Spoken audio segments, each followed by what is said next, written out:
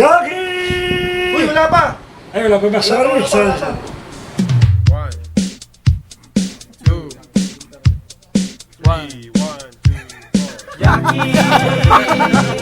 Yakinikitomboo! Hello there! Ako nga pala si Roger at nandito ako ngayon para magbahagi sa inyo ng mga nakaka-budget na sitwasyon kapag nasa bahay ka. So ito na, panoorin nyo. Budget moment number 1. Kapag brown out sa inyo, sabay yung cellphone mo, yung iPad mo, or kahit anong bagay na kailangan ng battery ay low battery.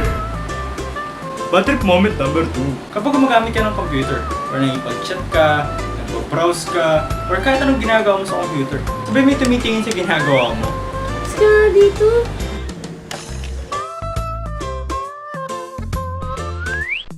Mas nga kayo dito. Tuwing nangyayari sa akin yun, kunyari, tumadaan sa likuran ko, madalas ko na lang ginagawa, minunewtab ko na lang para hindi na lang pansin yung ginagawa ko. Anyway, budget moment number 3. Yung tipong himping na himping ka sa pagtulog mo, sabay gigisingin ka, para utusan lang, ginising ka na nga, uutusan ka pa, sila ba yung galit? No, Sabi mo ang kape. sungit tao eh.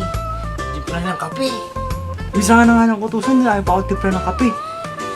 Nakaginip ako dito, titipa ng kape. Budget moment number 4. Yung tipong hindi ka makagala or makaalis, kasi wala magbabantay sa bahay nyo. Sa madaling salita, parang ka lang, aso. Budget moment number 5. Yung 99% na hindi na-download mo, sabay biglang na-disconnect yung internet. Ang masama pa nun, kailangan pang ulitin ulit yung download mo. Nangyari sa akin yan, NBA 2K din ang download ko. Budget moment number 6. Ito madalas mangyari sa akin to. Tuwing nagdodota ako or kahit ano nilalaro ko sa computer. Yung tatawagin ka, suutusan ka, hindi ka makatayo kasi crucial yung game nyo. Net! Oh, bakit? Ano nga yung ano dyan? Yung sabon? Ano ba? Hindi ka dito! Siyempre, nakaka-bad trip yun kasi ang hirap kaya mag-Dota. Kailangan focus ka. Hindi ka makapag-reply sa text kung nag-Dota ako. Anyway. Bad trip moment number 7. Ito, nag-GM ka. Sabay, hindi ka pala Anli. Hindi pala ako Anli. Ako, dati ko pa naranasan yun ng GM days pa. So ngayon, pag college ka na, hindi ka na talaga mag-GM eh. Ewan ko, yung mga klase ko ngayon, GM pa din. Tandaan na, GM pa din. Mga quotes, mga jokes sa cellphone. Anyway. Budget moment number 8. Yung bad trip moment na hindi mo malabas yung sama ng loob mo. Kasi may naman sa inyo sa banyo. Bad trip moment number 9. Yung nanonood ka ng paborito mong palabas. Sabay may daanan sa harapan mo. Siyempre, di ka makanood ng maayos dahil sa ganun. Mga tao sa bahay. Bad trip moment number 10.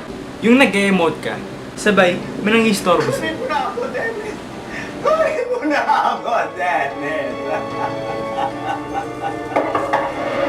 Sorry, sisa. Dahil kailangan darating sa buhay ko, Janet.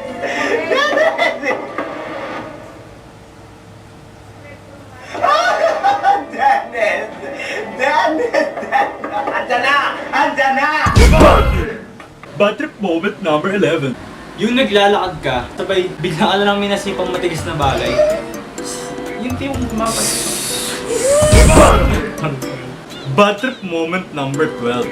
Kung kailan ka sinipag mag-aral, tsaka pa kayo nawalan ng kuryente. Bad trip moment number 13. Yung mga lalagyan ng ice cream sa ref, nakakala mo ice cream, yung pala, karne yung laman, o kaya gulay.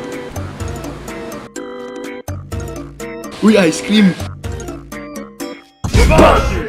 Bad trip moment number 14. Yung nag-alarm ka, sabay, hindi ka nagising. Bad trip moment number 15. Tapos ka na maligo, sabay siya ka man lang na-realize na naiwan mo pala sa labas yung tuwalya. Hello? Anybody there? Bad trip moment number 16. Yung bad trip moment na palabas ka sana ng bahay nyo, sabay, nakalak pala yung pinto, kaya nauntog ka.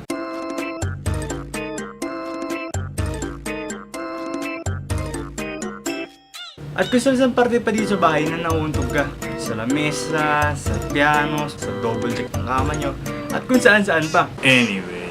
Bad trip moment number 17. Yung nagtabi ka ng pagkain sa ref, sabay, niligyan mo na nga ng pangalan, sabay may kakain pa din. Bad trip moment number 18. Yung bad trip moment na nasusuot ka ng shorts, or pantalon, or kahit ano.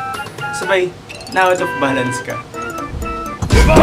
Anyway, alam ko, marami pa mga bad trip na sitwasyon kapag nangyayari sa bahay. At ang ilan sa mga ito ay seryoso. Yung tipong lagi ng sermonan, lagi ng gawin mga magulang mo. Pero dito sa Roger and Friends, syempre, kahit bad trip tayo, kailangan, masaya pa rin tayo. Okay? Anyway, marami pa mga bad trip moment kapag nasa bahay ka. Kaya kung may bad trip moment na nangyari sa iyo, habang nasa bahay ka, comment natin sa baba. O kaya, message mo sa amin sa Facebook. Huwag kakalimutan mag-comment at mag-subscribe. And support Filipino vloggers. Share na rin yung video namin para sa masaya. Okay?